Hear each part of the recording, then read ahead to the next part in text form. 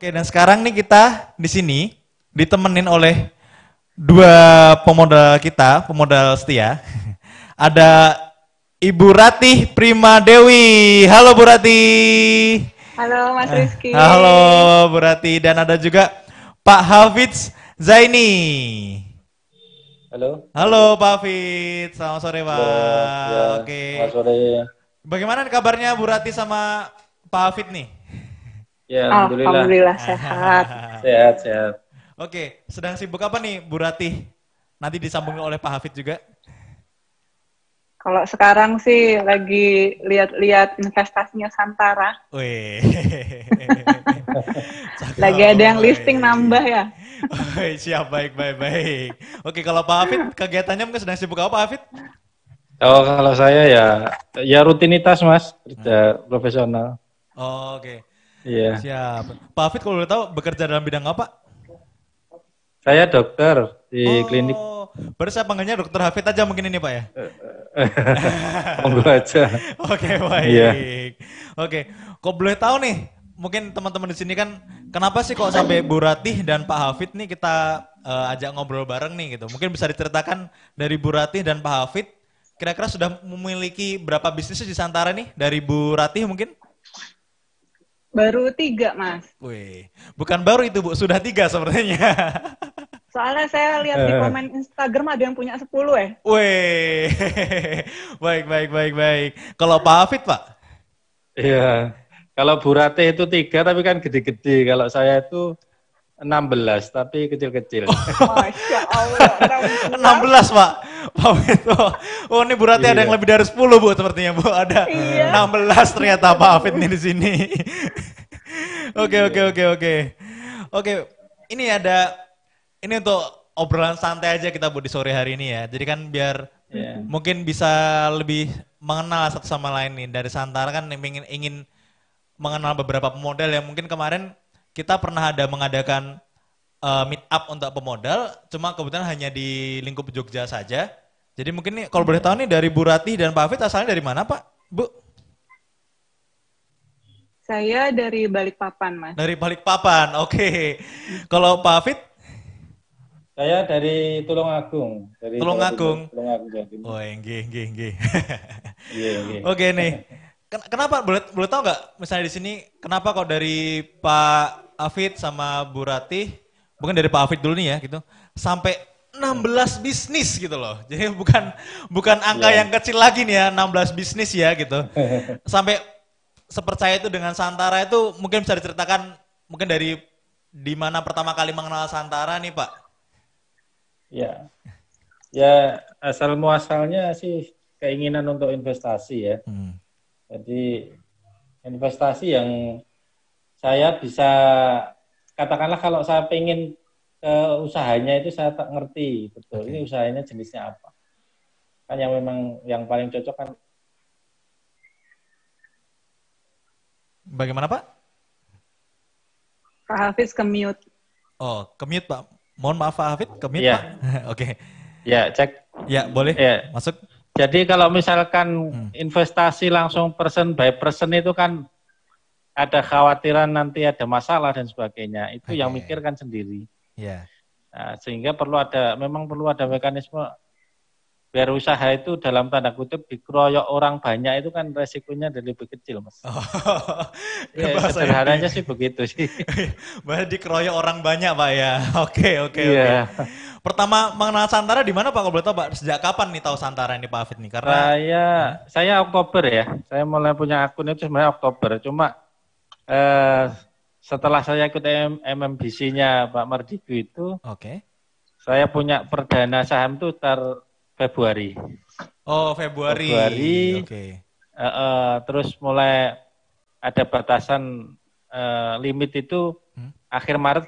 Alhamdulillah saya buka karena saya ingat saya punya kartu bursa ya, Oh ya.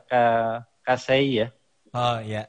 SID Pak, kartu SID. Ya itu SID itu.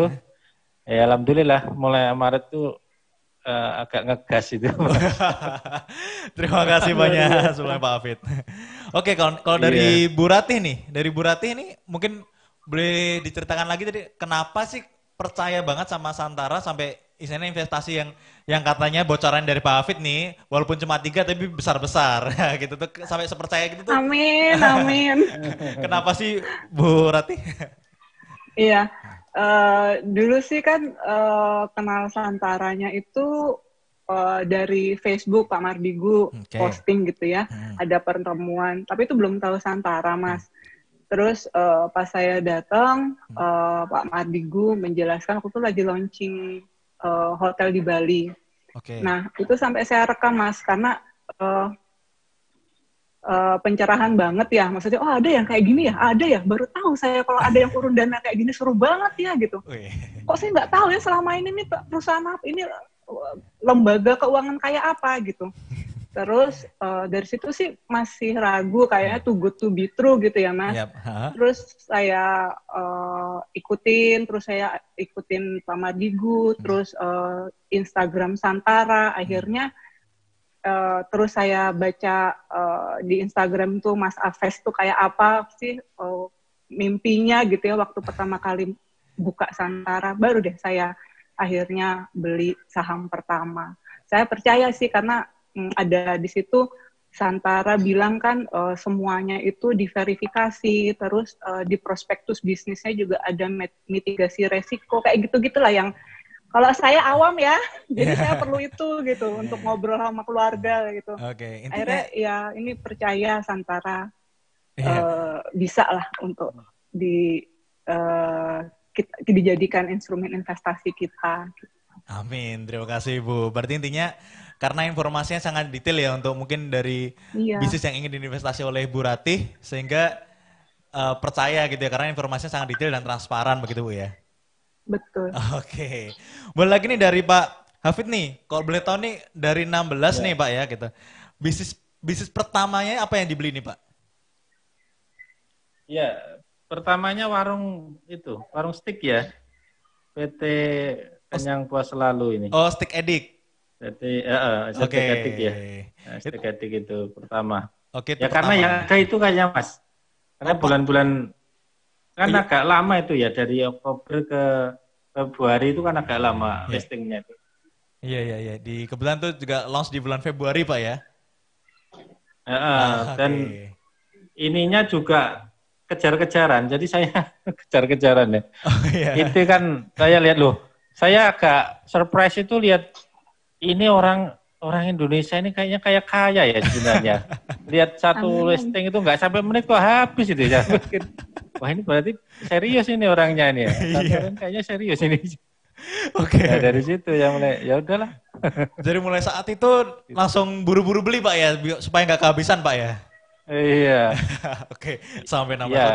Lalu kalau dari Bu Ratih nih bisnis pertama yang dibeli apa nih Bu di Santara Bu? Hostel di Bali. Oh, yang Velo BNB Bu ya? Iya, yang saya datengin pertama kali kenal Santara itu. Saya datengin pertemuannya.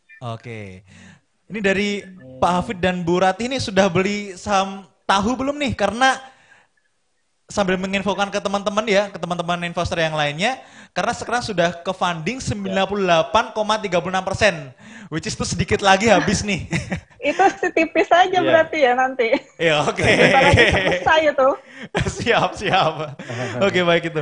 Ini Bu, ada ini beberapa list pertanyaan nih Bapak Ibu nih gini. Dari beberapa teman-teman investor kita yang mungkin belum punya kesempatan gabung ngobrol bareng kita nih Bu. Ada beberapa pertanyaan nih. Mungkin boleh di-share nih dari Pak Hafid dan Bu Ratih, mungkin bisa di Bu Ratih dulu. Bisa share nggak bagaimana pengalaman pribadi mengelola keuangan keluarga nih Bu? Apakah ada rumus khusus dalam mengelola keuangan nih? Karena kan tidak hanya keluarga saja, tapi kan sampai bisa berinvestasi nih gitu.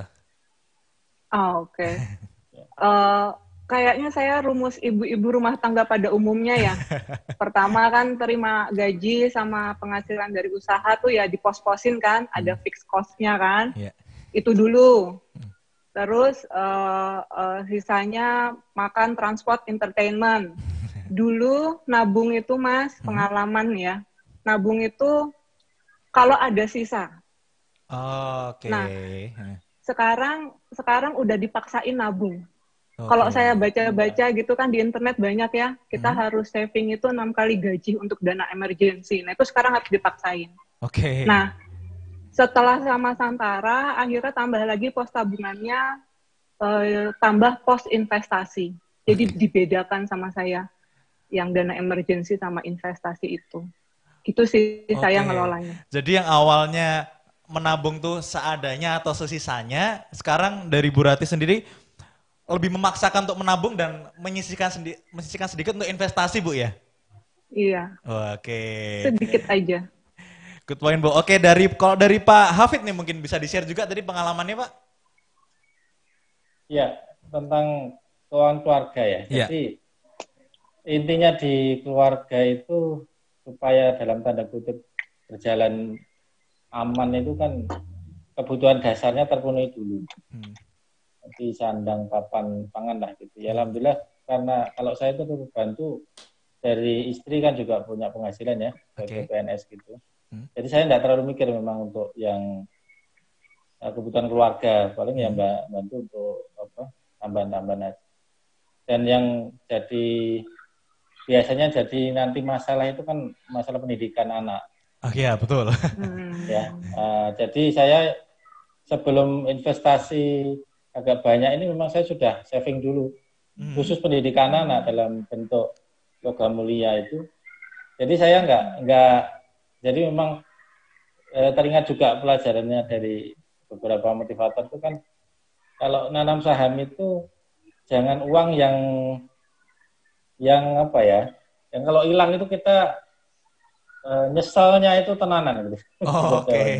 Nyeselnya itu ya jadi kalau misalnya bagi saya kalau keluarga kebutuhan dasarnya tercukupi kemudian pendidikan anak sudah ada itu lebih rileks gitu untuk investasi itu. Oke, siap Pak. Berarti yang saya tangkap berarti tidak cuma investasi di Santara aja ya Pak ya, tapi juga Bapak investasi untuk kependidikan anak tuh nomor 1 Pak ya, betul ya? Iya, jadi memang dana pendidikan terutama Mas. Oke, siap-siap Pak. Pendidikan itu kalau saya mengandalkan saja misalkan ya investasi ini untuk persiapan pendidikan itu menurut saya masih sangat berisiko. Yang tidak berisiko itu ya misalkan di logam mulia atau di properti itu kan lebih lebih aman. Oke. Itu. Oke, siap Pak. Jadi dari Pak Hafid nih, Pak Hafid lebih memaksakan untuk investasi harus utama Pak gitu berarti Pak ya? Iya. Ya, oke, siap. Iya. Pak ini Pak Hafid dan Bu Ratih nih ada satu pertanyaan lagi nih Pak nih. Pandangan pribadi tentang investasi nih Pak gitu. Karena kan banyak dari teman-teman kita investasi kan hal yang tabu nih. Mending saya tabung aja, saya punya free cash money kalau ada apa-apa gitu. Saya masih bisa mencairkan nih atau mungkin lebih aman di deposito atau bagaimana gitu. Kok dari pandangan Bapak Ibu sendiri nih tentang investasi itu apa sih Pak, Bu? Siapa dulu Mas? Boleh dari Pak Hafid atau Bu Rati dulu mungkin? Oke. Ya benar. Dari Bu Rati mungkin boleh? Oke. Ya emang benar sih ya, kan banyak orang mendingan nyimpen cash, apalagi kayak gini ya. Cash is the king gitu ya. Cuma ini saya mau cerita pengalaman saya, boleh ya Mas? Oh boleh, silakan Bu, gitu, silakan. Sampai terbentuk mindset investasi itu penting. Okay. Itu baru loh Mas. Dulu nggak ada. Oke. Jadi saya kena badai pertama itu 2016, PHK massal oil and gas ya. Dan itu kita baru nyadar, oh iya nggak punya backup gitu kan. Terus akhirnya saya ketemu komunitas networker, banyak sekali tuh, sampai saya ketemu yang namanya itu harapan hidup, life expectancy. Itu kayak ke gampar-gampar Mas. Soalnya di life expectancy itu ada fase dari, kan kita tuh makhluk hidup tuh manusia itu sampai 80 tahun ya. Terus terbagi 4 fase kan, fase masa kecil, fase masa kuliah, fase produktif alias orang kerja atau orang usaha, baru fase pensiun. Terus kita disuruh nentuin kita lagi di fase mana gitu. Oh kita fase produktif yang di tengah-tengah yang ntar lagi mau pensiun gitu. Jadi sisa waktunya itu Mas untuk sampai ke fase pensiun tuh berapa lama? Nah itu kayak yang, oh iya ya, berarti kita harus segera ngumpulin. Terus kayak apa kalau belum punya usaha ini pensiun, dana pensiun ada. Tapi kalau kita mau usaha nanti resikonya kayak apa? Namanya juga baru ngejeblos gitu ya, pasti banyak biaya sekolahnya tuh, sekolah rugi gitu kan. Terus kok dilalah ya, itu kan 2016, 2017, 2018 kita masih belajar gitu kan. Bagaimana sih usaha yang stabil tuh kayak apa? Ketemu Santara, cocok. Kan yang dimauin itu kan investasi usaha kan. Terus problemnya adalah waktu itu kita takut mau investasi kan, takut biaya sekolahnya yang besar itu kan kerugiannya. Nah ini ada perusahaan sudah kita itu ngebantu UMKM, terus kita nggak terjun langsung repot-repot gitu karena mereka tuh yang dipilih Santara kan yang sudah 5 tahun ke atas gitu. Jadi resikonya minim, terus kita punya dana investasi itu nggak sebanyak yang kalau kita mesti bikin usaha sendiri yang harus ratusan juta mungkin gitu. Jadi investasi itu memang harus dimulai di usia produktif kalau bisa di awal-awal.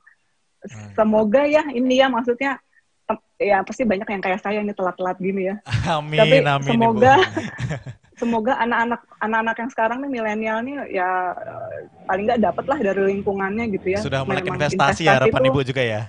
Iya, investasi itu memang harus dari awal usia produktif. Oke, siap. Terima kasih banyak Ibu, share-nya bagus banget ceritanya. Oh ini di sini sudah join dari Pak Agung. Halo, selamat sore Pak Agung. Pak Agung Purnomo. Selamat sore. Halo, selamat sore Pak Agung. Oke, kita lanjut lagi aja ya. Dari Pak Hafid nih Pak, tadi Pak, dari pandangan pribadi tentang investasi nih Pak. Ya, sebenarnya gini ya, kalau intinya di investasi itu hasil yang ingin dicapai itu kan pendapatan pasif ya Mas ya. Iya betul. Selain juga aktifnya kita sebagai profesional atau punya usaha kecil ya. Kemudian kalau saya ini kan sebagai profesional juga dan saya juga punya usaha. Saya punya usaha klinik, karyawannya ya cukup banyak. Itu saya ngerti memang merintis usaha dari nol. Kalau saya usahanya dulu memang dari nol, ibaratnya karena saya dokter, saya praktek dari kecil gitu, hanya buka plang, kemudian berkembang akhirnya jadi klinik ya lumayan gitu. Itu ngerintisnya itu lama Mas. Usaha bisa sampai establish itu sekitar 5 tahun lah. Nah ini kalau kita saya sebagai profesional terus pengen usaha lagi bidang ini, bidang itu, saya harus rintis baru itu, saya agak ini berat, belum tentu sukses, kemudian juga resiko modalnya mesti sangat besar.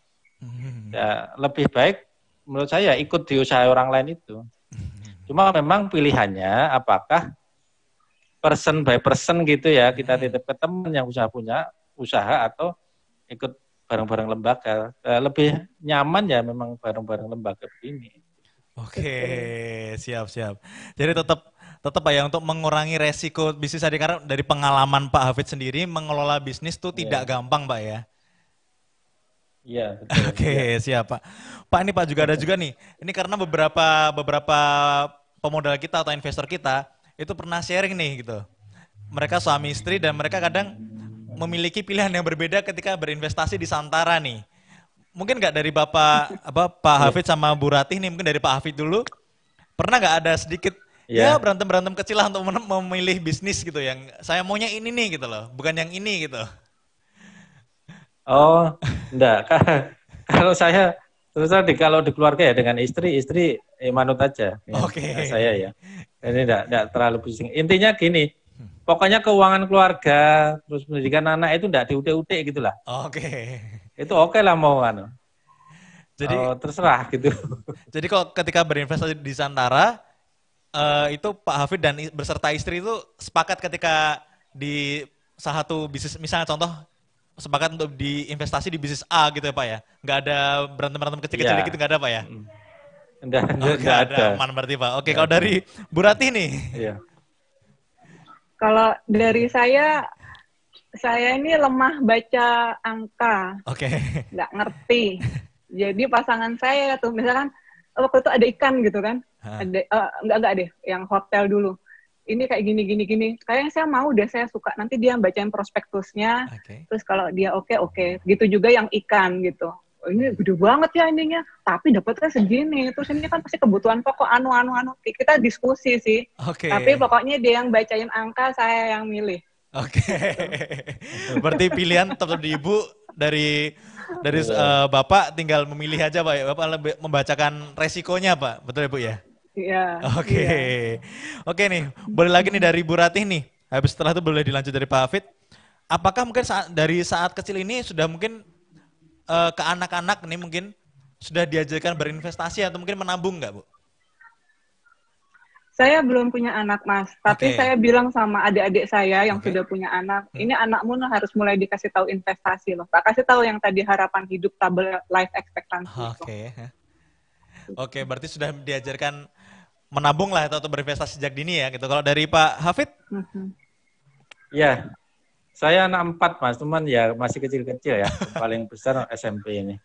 Cuman saya bilang memang untuk jadi kaya itu wajib menurut bagi saya ya. Kaya itu wajib karena itu akan bisa banyak nolong orang gitu. Jadi salah satu untuk mengentaskan kemiskinan itu jangan sampai jadi orang miskin. Saya nanamkan ke anak-anak saya begitu. Karena enggak enak orang jadi orang miskin itu. Saya pernah merasakan gitu. Asik deh, enggak enak. Nah, itu untuk menjadi kaya itu tidak harus punya bisnis. Asal kamu profesional, ya misal dari dunia saya, dari dokter yang kaya raya banyak. Tapi dari situ nggak harus berbisnis. Kamu jadi profesional, kemudian kamu punya uang, diinvestasikan itu lebih enak. Daripada merintis bisnis. Gitu. Siap. Oke, berarti intinya mengajarkannya begitu Pak ke anak ya Pak? Oke, bagus sekali. Oh, ini Mas Agung, Pak Agung Purnomo sudah join? Halo, selamat sore Pak Agung.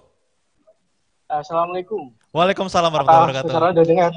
Halo Pak Agung, selamat sore. Ya, selamat sore. Suara saya bisa didengar nggak nih Pak? Bisa, sangat jelas Pak.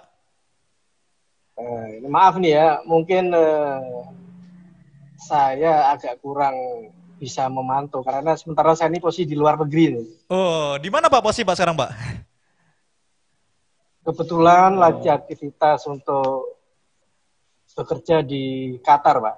Oke, siap Pak. Oke Pak, ini kan tadi kan saya sudah menanyakan nih ke Bu Ratih dan Pak Hafid nih gitu. Salah satu beberapa investor loyal kita. Kok dari Pak Agung sendiri nih, dari Pak Agung sudah membeli bisnis Santara sudah ada berapa Pak? Sebelumnya saya tadi sempat memantau dari Pak Hafid yang dari profesional dokter, kemudian dari Bu Ratih ya, dari oil gas industri juga ya. Kebetulan saya tuh sampai sekarang malah belum ngecek lagi tuh Pak. Pokoknya kalau ada yang menarik, saya beli itu. Gitu aja sih, karena prinsip saya untuk masa pandemi ini kan gimana cara untuk, kebetulan saya kan punya komunitas-komunitas, misalnya masyarakat tanpa riba, tangan di atas, itu banyak profesional-profesional ataupun UKM yang bagus mutunya, cuma karena mereka tersangkut dengan, maaf ya saya bilang ya, riba di bank, mereka kolaps. Karena mereka fundamental bisnisnya itu bagus. Jadi begitu tahun 2008 akhir itu ada Santara, kemudian ada beberapa, 2 yang juga saya sempat ikutin juga, equity crowdfunding itu ada, saya mulai masuk ke pelan-pelan. Jadi kadang-kadang saya nawarin teman saya yang bisnisnya kolap, butuh pendanaan, masukin prospektusnya ke Santara. Gitu aja menurut saya. Terima kasih banyak Pak Agung membantu promosi kami Pak ya. Oke, mohon maaf Pak Agung, untuk videonya sepertinya ke-mute Pak. Jadi hanya ada suara Bapak saja. Halo, selamat sore Pak Agung. Pak Agung? Oke, kita lanjut lagi aja ke Bu Ratih dan Pak Hafid nih Pak. Oke, menurut Bapak Ibu nih gitu, seberapa penting sih manajemen resiko saat berinvestasi nih? Mungkin bisa dari Bu Ratih dulu. Ini close. Halo Bu Ratih? Iya. Ya, seberapa penting menurut Bu Ratih manajemen resiko nih dalam berinvestasi nih? Sangat penting, dan untungnya itu udah syarat dari Santara ya untuk para pengusaha UMKM masukin mitigasi resiko, dan gimana mereka memitigasinya. Kalau untuk manajemen resiko, terus terang saya belum punya pengalaman ya, tapi dengan mereka memasukkan itu, jadi saya sekalian belajar gitu. Nanti kalau saya punya usaha sendiri yang sejenis, oh gitu ya, resikonya tuh sudah diidentifikasi gitu kan sama mereka di dalam prospektus itu. Terus oh gitu caranya memitigasinya gitu. Dan itu jadi pertimbangan saya dan pasangan juga pas lagi masukin duit itu. Oh ini resikonya besar, tapi dia mitigasinya seperti ini. Kita masukin berapa ya? Itu jadi salah satu pertimbangan penting bagi kita juga sih. Karena kan nggak ada yang mau investasi rugi ya, meskipun kalau yang namanya investasi itu ya kita siap rugi kan. Betul. Sudah diedukasi gitu sama Pak Mardigu, seperti yang tadi Pak Hafiz bilang di awal itu. Kalau mau usaha ya pakai duit yang adem gitu, jangan duit yang kalau hilangnya sek. Soalnya memang investasi itu kita juga nanggung resiko gitu. Jadi mitigasi penting banget buat kita. Oke, itu dari Bu Ratih. Kalau dari Pak Hafid? Ya, ini maksudnya manajemen risiko dalam investasi ya, Mas? Iya, betul. Manajemen risiko dalam berinvestasi. Jadi, nih. Pertama, dasar dari semua kita menginvestasi ke bisnis orang lain kan percaya dulu ya, yakin. Prospektus itu bisa kita lihat, pelajari pada saat itu ya. Tapi dalam perkembangan usahanya mesti akan terjadi banyak hal. Karena ya ini misalkan kasus yang sekarang aja yang corona ini ya. Saya sempat nitipkan uang sedikit misalkan di reksadana, di saham itu. Begitu ada corona ini sudah hancur ini. Surut gitu. Turunnya tuh ya ada Pak Mardigu bilang sekarang ini saham ini seperti pisau baru jatuh gitu. Hati-hati kalau pisau baru jatuh kita tahu nangkep itu tangan kita kan berdarah-darah ini. Ya betul, memang saya sedikit investasi itu di saham yang besar itu sangat berisiko. Tapi kalau yang di UKM ini kan usahanya bisa kita lihat langsung. Misalkan warung apa ya, misalnya warung ramen ya, yang kemarin itu kita lihat, warungnya enggak bahasa Jawa Timur ya, tetap rame gitu ya. Ini kan membuat kita tuh lebih yakin. Dan membagi ke dalam pos banyak usaha, misalkan kita punya uang, misalkan uang yang longgar 100-200 juta misalkan, daripada besar ditaruh di bursa misalkan, kan mending kita bagi itu, misalkan bagi 10 usaha 20 gitu kan. Kalau satu rugi gitu kan harapannya masih ada yang lain maksudnya. Siap. Ini untungnya untuk investasi kecil tuh loh, Pak. Bisa di banyak tempat, Pak ya. Jadi resikonya lebih terbagi gitu, Pak ya. Banyak tempat. Iya, resikonya lebih terbagi. Kalau dari Pak Agung mungkin sudah join kembali dengan Pak Agung? Sorry Pak Agung? Belum ya? Belum. Siap. Terima kasih banyak nih Pak waktunya dari Bu Ratih sama Pak Hafid nih. Banyak banget sharing-sharingnya. Dari yang sekali lagi teman-teman ya, dari tadi Bu Ratih dan Pak Hafid itu penting banget untuk memahami resiko dalam berinvestasi. Jadi mungkin teman-teman yang calon-calon pemodal Santara atau mungkin pemodal Santara yang sudah berinvestasi, jangan pernah di skip atau jangan dilewatin saja untuk mitigasi resiko sebuah bisnis. Jadi harus dipelajari benar-benar apakah siap menerima risiko tersebut atau tidak gitu. Betul begitu ya Pak Hafid ya, Bu Ratih? Iya, betul itu. Iya. Sama ini Pak, mungkin boleh di-share lagi nih Pak. Kira-kira ini Pak, ada pertanyaan dari beberapa teman-teman Santara nih yang sedang nonton live nih gitu. Tanya, dasar keputusan apa sih Pak untuk memilih saham UMKM yang dibeli, dan pertimbangannya itu apa sampai memutuskan ini deh, boleh beli deh gitu. Mungkin dari Pak Hafid dulu. Oh iya. Ya. Kalau saya pertama ke jenis usahanya ya. Kalau usahanya itu ke kebutuhan orang banyak, misalnya ke makanan minuman gitu ya, yang itu misalkan ya, saya dari banyak penerbit ini kan paling besar ke makanan minuman ya. Ya. Itu jadi kebutuhan orang, kebutuhan pokok orang, menurut saya itu enak. Saya tidak terlalu, terus terang saya tidak terlalu lihat prospektif ini apa namanya keuangannya bagaimana, enggak. Saya percaya karena ini kebutuhan. Misalnya banyak nih ya warung-warung kopi itu ya. Itu memang kan sekarang kebutuhan itu enggak, apapun kadangkala ya, apapun jenis krisisnya itu namanya warung kopi ya tetap laris saja. itu yang bikin saya yakinnya di situ. Oke, jadi kalau dari Pak Hafid kalau dari Pak Hafid ini berarti boleh saya simpulkan lebih prefer atau lebih mantep nih kalau berinvestasi di bidang F&B Pak ya? Iya, F&B. Terus yang kedua yang usaha saya tahu Mas. Kan yang kedua kan yang agak banyak itu jenis kesehatan ya. Iya betul. Saya kemarin ada klinik, ada apotek. Saya ngerti trennya bagaimana ya, itu biasanya saya masuk. Oke, siap. Kalau dari Bu Ratih nih, mungkin apakah sama dengan Pak Hafid atau mungkin berbeda nih kira-kira nih? Iya. Kalau soal itu kan tergantung referensi ya. Tentunya semua orang kalau yang milih usaha yang kebutuhan orang banyak gitu, pastinya ya itu dulu gitu kan. Terus kalau saya selain itu, saya modelnya coba-coba Mas Rizky. Oke. Jadi saya tanya teman-teman, ini kalau yang hotel nih kayak apa ya? Saya banyak teman-teman di hotel kan, dapat referensi dari mereka itu ya okupansinya tuh peak kalau di ini aja sih di akhir tahun sama liburan tengah tahun gitu. Tapi itu prospek itu karena memang Bali tempatnya ya model-model referensi kayak gitu. Jadi selain memang dari jenis usahanya yang dibutuhin sama orang banyak, saya juga pengen nyoba macam-macam usaha Mas, tapi ya itu harus cari referensi dulu. Oke. Gitu. Berarti kalau dari Bu Ratih ini lebih ke referensi ya, tanya temen ya untuk memutuskan list beli bisnis apa nih berdasarkan referensi dari teman-teman sekitar, betul Bu ya? Betul. Oke, betul. Oke Bu, Bapak Hafid, Bu Ratih, terima kasih banyak atas waktunya. Untuk yang terakhir nih Pak Bu, nih untuk harapan nih, ini kan Santara kan sudah menginjak umur yang kedua nih Bu, Bapak. Kira-kira harapannya apa sih untuk Santara nih untuk kedepannya nih gitu?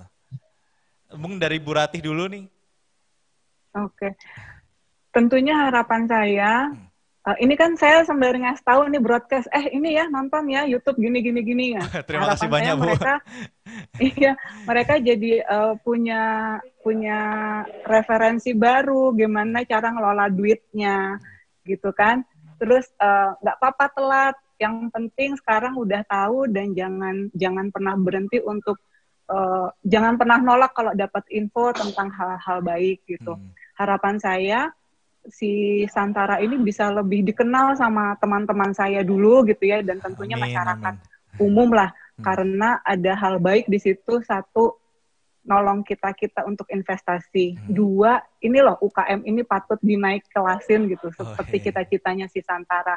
Itu cita-cita yang bagus banget. Kalau sampai ini kita bertahan Mas 5-10 tahun lagi, wah saya nunggu Mas bahwa UKM kita tuh betul-betul akan bisa naik kelas. Amin, Ero, amin. Terima kasih banyak Ibu, doanya berarti. Kalau dari Pak Hafid mungkin?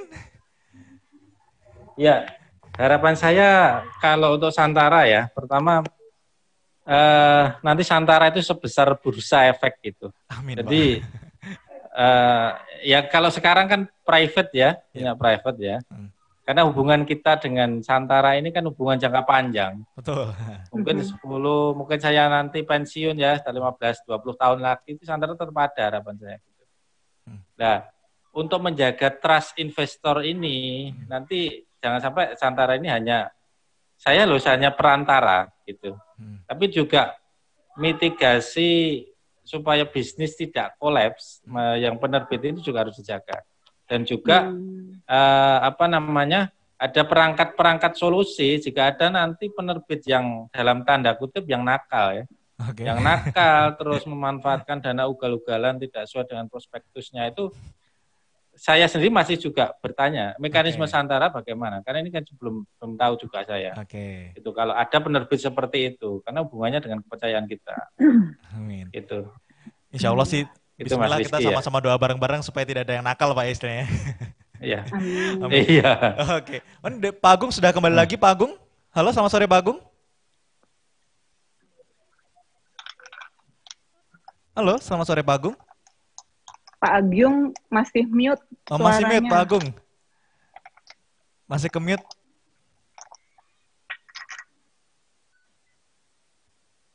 Masih ke mute ya? Oke. Udah, halo. Halo, selamat sore Pak Agung. Bisa didengar Pak? Iya. Oke.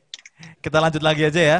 Oke, sekali lagi terima kasih banyak untuk waktunya Bu Rati, Pak Afid. Sama-sama. Sukses selalu, sehat selalu. Terima kasih banyak. Selamat beraktivitas kembali. Ya. Terima kasih. Assalamualaikum warahmatullahi wabarakatuh. Waalaikumsalam warahmatullahi wabarakatuh. Iya. Oke teman-teman, tadi perbincangan kita sama pemodal nih. Tadi kan bisa dilihat ada Bu Rati dan Pak Hafid. Ingat dari Bu Rati saya bilang, enggak hanya informasi tentang pebisnis atau penerbit, itu stop sampai Bu Rati, tapi akan terus dilanjutin dari mulut ke mulut informasinya oleh Bu Rati. Bisa kebayang nggak itu baru dari satu loh gitu. Investor Santara ada banyak banget dan pasti kan bisa sekalian join di Santara dan akan mendapatkan promosi yang gede-gedean dan semoga cepat naik kelas. Kalau dari Pak Hafid nih juga. Amin. Nah, amin. Oh Bu Hafid, Bu Rati masih ada. Kalau dari Pak Hafid sendiri tadi berharap nih semoga pebisnis nggak ada yang nakal nih, kita aminkan bareng-bareng yang besar ya gitu ya, karena dan harapan kita emang insya Allah alhamdulillah sampai sekarang tidak ada penerbit yang nakal gitu, dan harapan kita ke depannya supaya juga tidak ada yang nakal juga nih gitu.